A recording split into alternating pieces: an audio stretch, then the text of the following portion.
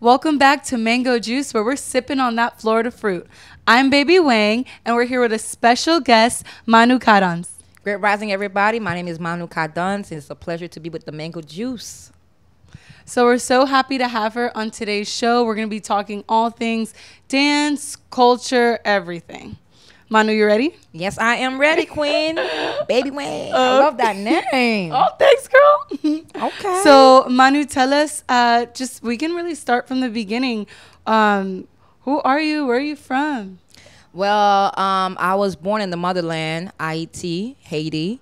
I came to Broward at an age of 7 years old. I've been rocking there for the past up to 2017. That's been my high school, where I met my friends and where I started dancing in a group. And then I recently moved to Miami, which is my home, 305. And I've been dancing ever since, being introduced to my culture, people, the passion, the purpose. And then I'm here to just tell you guys all about the wonderful journey. Okay, so where does your journey with dance begin? I always say that dance always claimed me. I just wasn't aware of it until I got older. So my journey always started in my living room when I was, in my room, play a little music and just dancing naturally. And then I got more conscious of it when I was in high school, joining dance groups. And I became more in love with the purpose of it when I became a woman. And I started to educate myself in my culture and then taking it more seriously and seeing it as it's like my life. So that's been the journey for me, really. And when you say your purpose, like how has dance kind of incorporated itself into your purpose? It's been the word of my purpose. I remember I tried to go outside of dancing. In high school, when you go to school in the Haitian household, if you're not a doctor or lawyer, something on this official judicial job description, you're not really, your job occupation is not really that important, especially if you want to say you want to dance, you want to do music. They're like, girl, get back to the program. So with that being said, I wanted to be a dancer and give it a new meaning, give it a new respect, and also give it the worth that it deserved. So when I got to high school, I just saw the joy that it brought me, and then I just saw the beauty of its culture, and I just saw how I could expand that and share with people. So by me becoming a dancer, it introduced me to be a teacher. Now I'm able to teach those around me, especially the young generation, about the culture and the essence of dance, and how it could be therapeutic too. So dancer turned teacher turned dance teacher. Yes. Okay, so what primary dance styles do you use? Before I knew the genre of dancing, I was always attracted to soukous, which is more African beats. Especially growing up in Broward, it's always either hip hop, rap, or just those that gospel, fast music, that fast. But my spirit would never gravitate to that. It wasn't until I started going to YouTube when it first started popping out, and I started soukous moving African music. I'm like, what is this? I felt like I knew it before. Then when I got closer into dancing, it introduced me to my culture, Haitian folklore. So now I'm seeing as a Haitian woman that, okay, we do have drums, we do have rhythm, we do have a rich culture. So it pushes me to be more educated in my purpose and also to teach also. So it was just, seeing that, oh my God, my culture has a link to what I'm doing, and it's worthy and it's very beautiful, and I'm able to share it. So it brought me closer to my purpose. And like, well, now I know exactly what I'm be, Haitian folklore dancer. Then Afrobeat it's universal now. But it's just like the whole African print, the whole, this represents the culture itself. It's different. It's not the regular. It's not like hip hop. It's not like rap music. It's not like R&B. It's not like country. It just have that ancestral calling, proudness of being African and Haitian and, Black overall. And I feel like if I can represent my culture, myself, and my Blackness, this is my purpose. And I would definitely do it through my ancestral Haitian folklore and Afrobeat. So those are the main two dances. So through dance, you've kind of gotten to know your culture better. Yes. So can you expand about that a little bit more? Yes. I'm not going to lie to you guys. As a Haitian woman, I feel like I'm just waking up to the value of my culture. When I was in high school, especially in the school system, they don't really teach you about Black culture. And if they do teach you, the first introduction is slavery. You get what I'm saying? So coming from Haiti, where I've already been introduced to my culture, and coming to America was like a culture shock to me, you know. But I never had the full knowledge of what is ITs until I started dancing, and it taught me, okay, each dance has its different type of ceremony. For Yan Valou, I'm so sorry, for Yan Valou, it's more of a gospel, you know, peaceful harmony. For Nago, it's more I'm going to war. You know, there's a harvest dance. So it taught me the understanding why we dance and what's the purpose behind it. It's not just going to dance for no reason, but there's a story behind it. There's a truth behind it. So for me, that's the reason why, you know, just dancing to this type of music, it's just a calling to me. And it's like I have to do it.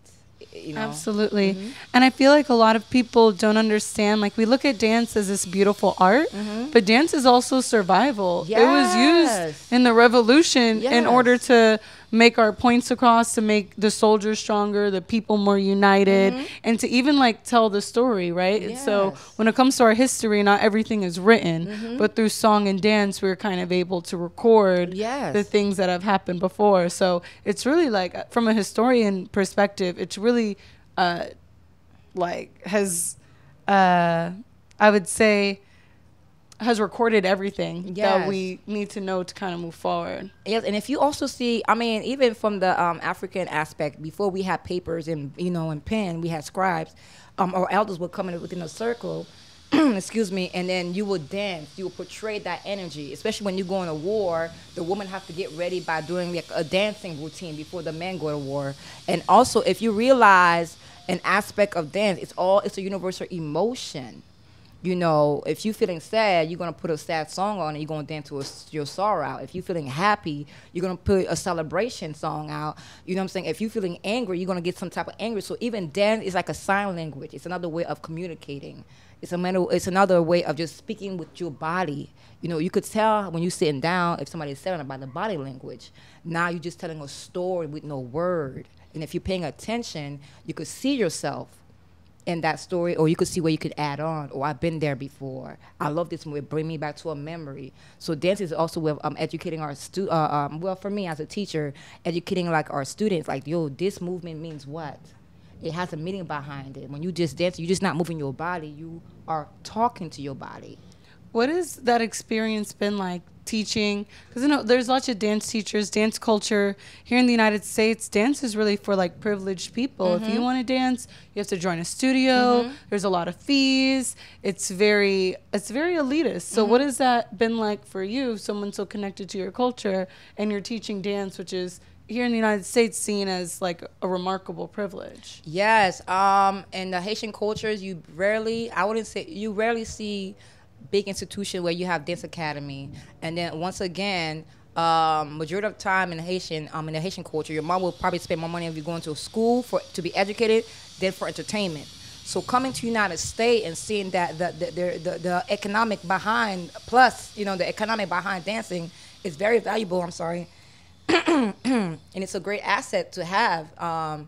Not every day in your commercial now, you see commercials now incorporating dancing now. Even for the celebrities, you see that they want dancers behind, you know, the background dancers, and these are getting paid high money. So in the United States, I see that we do have more privilege because now you can send your kids to a dance class at an early age. Now they have different dance groups, different dance ensemble where you can join. And also you could be a dance instructor and get paid and also express your passion. So I am in loving that journey. And as a teacher too, you want to also teach your kids, you know, treat this as a profession, but also treat it like it's your life. It's your legacy. You know, treat it as a business, but also make sure that understand your privilege, but don't be ashamed of it. Be proud of the privilege and spread it down and pass out your work to those who are unfortunate. So for me, when I grew up, I didn't have that privilege to go to a dance academy. I'm self-taught. So whenever I'm learning something, I have to go to YouTube, or even with my spirit too, I have to train myself. Whereas somebody who's professionally been going to dance for the past 15 years, they have that experience or the privilege or the economic funds and resource to go there. But when it comes to your passion, you don't need to go to school for that. You get what I'm saying? I completely understand. So and that brings up a good point. So where do you think your influences started? Like your love for dance, like what do you think influenced musically or even like people that even pushed you in that direction? It was always a passion for me. It's just the fact that when I'm dancing, I felt so happy. I felt so confident. It was like a secret language, a secret paradox that I had. And then for me to see the joy that it brought other people. And then as I got older, then the respect for the craft itself, because there are a lot of great Haitian folklore dancers and choreographers ahead of me. And it's like passing the baton. You know, I wanted to make sure that I'm not just dancing for myself, yes, but I want to also respect the craft by making sure that I go to this assembly. So when I was so glad and happy that when I came to Miami, I was fortunate enough to join NSL Dance Ensemble, which really taught me the rhythms and the techniques of the form, and it brought me another respect of the craft. So when I teach it now, I care. And then when you care about your work and passion, people will always be gravitated. They could see you. So that was the passion that led me to dancing, is to respect it. I respect it so much that I'm always a student.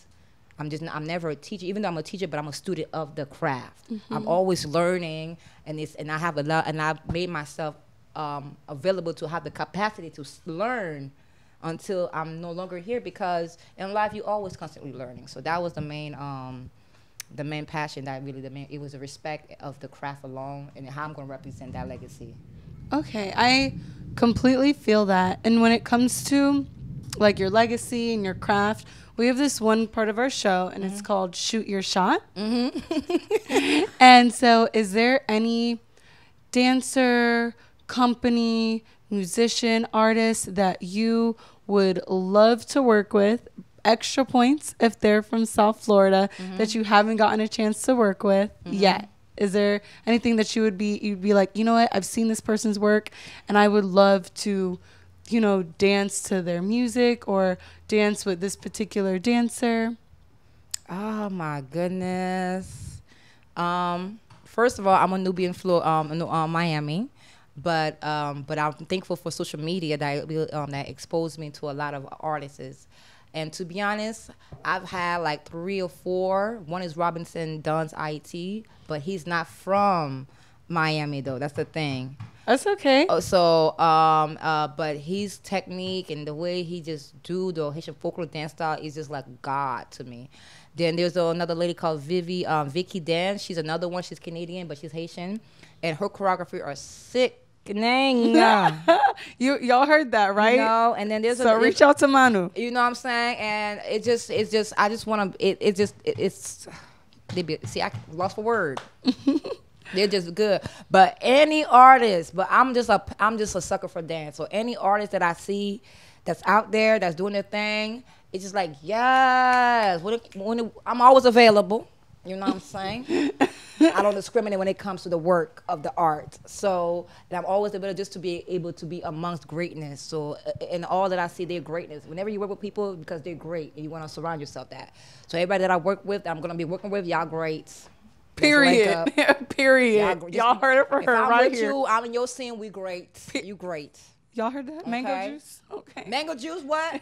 Great. Okay. They great. So, you know. Oh, so much fun. Yeah. Okay, so I have a few more questions. Yes. What do you want when you dance or when you teach? Like, what is the main thing you want your audience or your students to take away from your work? To live and walk, dance in your truth. When you all, it's like the rainbow. You get what I'm saying? Everybody, every color has its purpose and it's very valuable and it's needed. So when you are on the stage, when I'm teaching with dance, I don't want nobody to dance like me. I don't want nobody to, you know what I mean? I just want you to get on that stage, because dance is all about it. Once you know the technique, your spirit will give you the flow, how you move. I just want you to represent every technique, every move with your spirit, with your soul, with your voice, with your body, and feel confident. You know? That is, I feel like every dance teacher wants that. Yes. But what is it like when you have students that are just like, you know, because I've been in some dance classes and I'm just like, I feel like the stiff one. Yeah. Like, I'm just like, oh, don't look at me. So, like, what would you say to a student that's just like, I don't know, I feel so stiff and I don't want to know how to move? Like, what is that like? How do you get people into their, out of their comfort zone and into their purpose? My motivation is, I have two theories that I always say. I'm like, when you was a baby, all you knew was your neck goes back and forth. You didn't know how to walk. You didn't know how to crawl, right? At some point, without you even noticing it, you decide, you know what, I'm not going to do this no more. I'm going to crawl.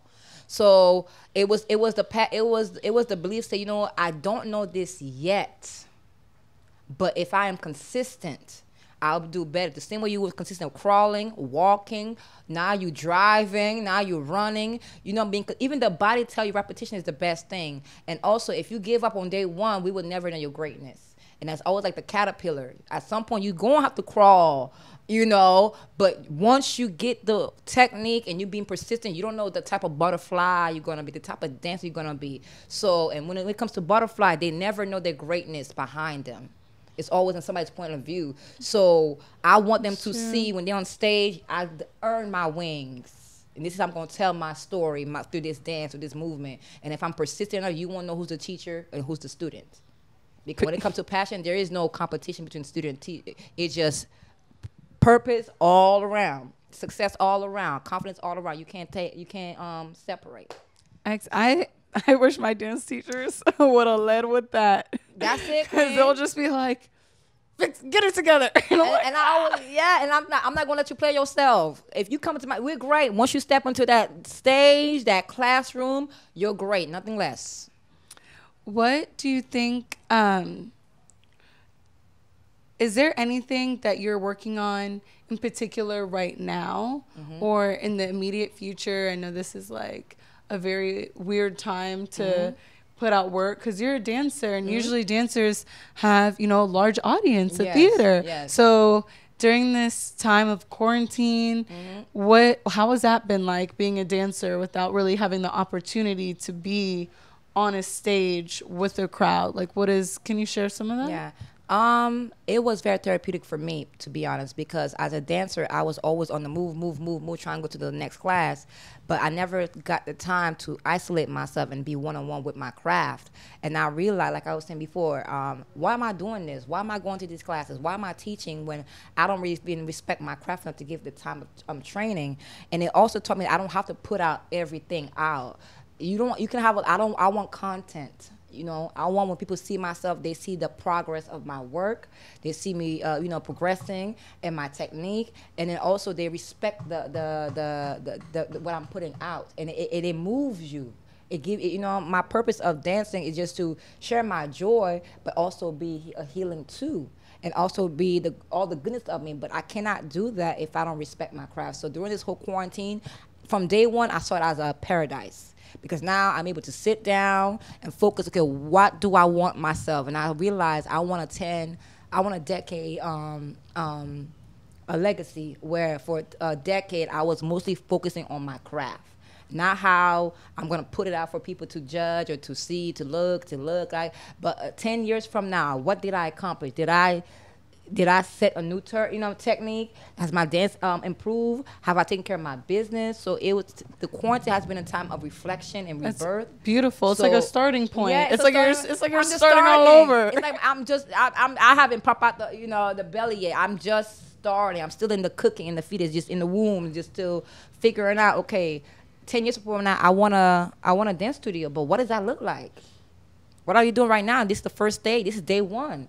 What's your legacy? When people hear Manou Kadance, when they know will they recognize you by your style, by your company's name? Like, what's the legacy are you leading out? And I realize it's okay to take your time because that's your legacy. If you take it's okay to not post every once in a while. It's okay just to be free and just do a freestyle and not because when it gets to that point, when it's 10 years, you'll see the final product. So that's where I'm at right now. So. And it'll definitely be worth it. Your tenacity, you're so sure of yourself now. Yes. Your willingness to put in the work today. I'm like, you're talking about 10 years from now. I'm like, I can see it. I can see the studio. That's when I can't wait. Like, That's exactly what we need too. Made. Decades. Not 1 year. You need decade, because when you pass that baton, you say, hey, I've worked for 30 years in this industry. I put in 45 years, however years, and this is what it comes up to. And we, as any artist, anybody, you need to put a decade goal, not 1 year goal. Even the trees tell you it takes longer than 1 day or a week or a month to grow. It takes decades. Some trees are 100 years old and they're still growing. But you could see by the roots, the trunk, how long the process. So even as an artist, you have to evaluate yourself. If you was a customer, would you come to your own show? If you was a dancer, would you come? If I was a dancer, would I come to my class? What I'm trying to bring my audience? What do I feel? And do I even know my audience? You get what I'm saying? It's all about being intimate with your craft. Because once you know who you are and you know your craft, the people will come. The support will come, because now you're an asset and your need is being needed.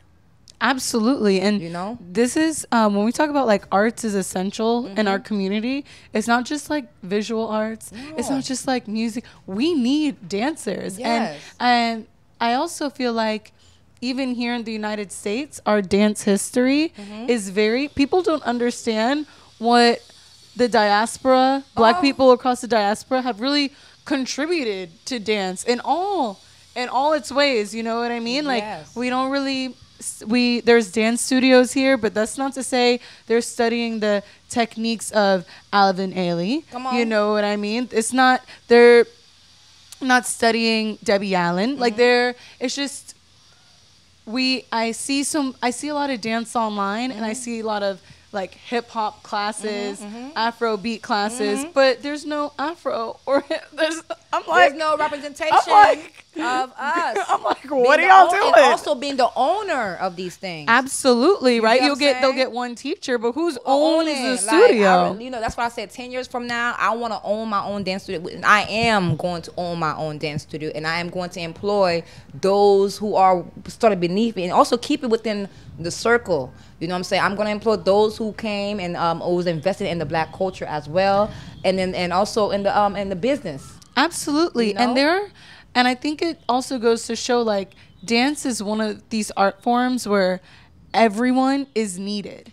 Everyone. And it's like queen. Men, women, gay people, trans people, like these are our stars. And so we need safe places for our young gay, Black, trans youth to really express themselves, because not every other outlet is going to be as welcoming, as inviting, and they are so innovative. Like we are the ones who really, like, whatever dance style we come up with or we do, that kind of really shapes it really shapes the decades to come. You know, and quick, like the 90s with the Vogue, the early 2000s hip, it's just like it's so obvious that what we do really shifts culture. So even like it's 2020, and the last few years we've really seen a strong rise in Afro beats, and I love that people of the diaspora, Haiti, United States,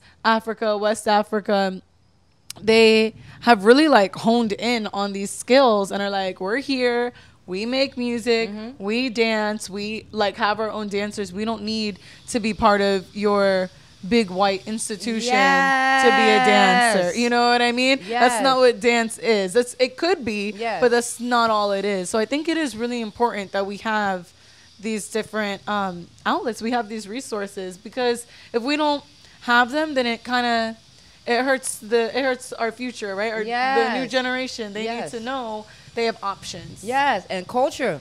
It's all about the culture, man. Like, I love the fact that Afrobeat is coming out, because it introduces you to different tribes in Africa and different dance move, and it's universal. And also, it's not only in Africa. We are universal people. Everywhere you go, you see us. So it's like being represented within our own narrative. That's what I would say. Within our own narrative, the dance move, you could tell it's an African dance move. And I feel like we have the Afrobeat has become popular.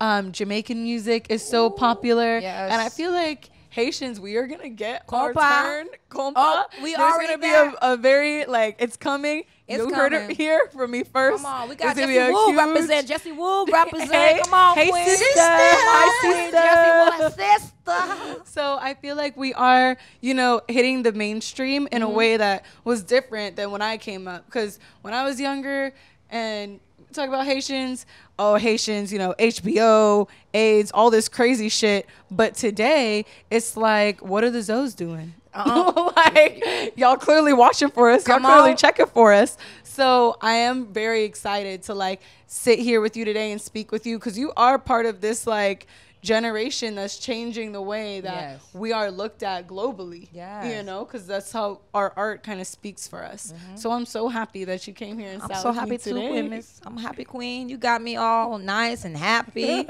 Good hospitality. So like home at the mango juice. Yes, boo. And mango's my favorite juice too. So Oh, I got some. I got some in the fridge. Well, I'm not going home, y'all. I'm staying here.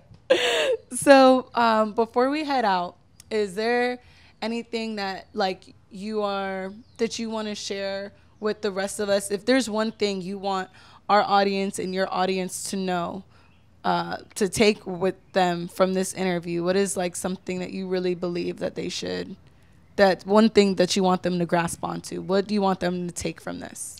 From this conversation, like I said, it's all about my calling, my passion, and it's all about the way I perceive it.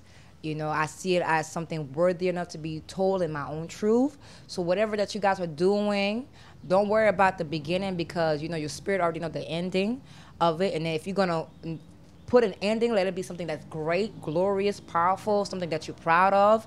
And then just day by day, do what you need to do to make sure that you honor that craft, And sometimes rest is good too. You know what I'm saying? You don't have to always put out content that has no purpose, that has no motivation. You get what I'm saying? You want your work to represent not just you, but your name. So within this right here, it's been a beautiful journey for me because of this, because I chose to go along with the ride and not worry about how long it's going to take me in the part, but I just focus on what's my goal. And I've been through so much, and look how far I've gotten me now. So they will still have more roads to go through. So as long as you're dead, do not stop. Do not give up. You know what I'm saying? Keep going, keep going, keep going, because you did not put on this earth to go back full. You need to be empty. So empty of all the thoughts, ideas. Even if it don't go out right, something gonna go out right. Take one thing. You know what I'm saying? So just keep pushing, keep pushing, keep pushing. Don't stop, and don't give up on you. I believe in you, so don't let me down. You heard her. All right, I'm BbyWngg. Thank you for tuning into this episode of Mango Juice with Manou Kadance. Kadance, thank you, BbyWngg. I love your name. Can I change my name to that? Did you already TM it already? Copyrighted. Lil Wang. I call you Lil Wang. I call you Lil Wang. I'm thinking about all the people that love the show, the people that follow me. I'm thinking about calling them my chicken wings, or my chicken heads. The wings. The wings. Chick wings. You know what I'm saying? Chick wings. I love that. I like that. Oh my gosh. But yes, thank you so much. And we are going to, you're going to dance. Yeah. So you're going to dance. And maybe you can teach me like maybe a quick little 8 count. I got you. Yes. So I got you. We're going to dance. And yes, thank you so much for joining us on this episode of Mango Juice, where we're sipping on that Florida fruit. You could find Manou Kadance online. We'll link all her information in the episode. Check her out. Book her if you're looking for a choreographer. And we will see you next time. Thank you.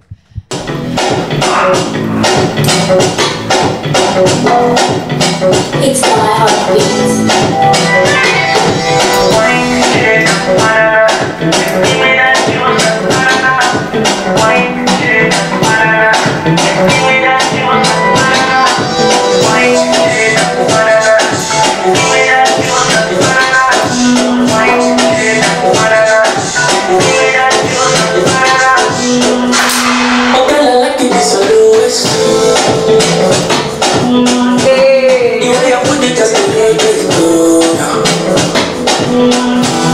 Okay, I'm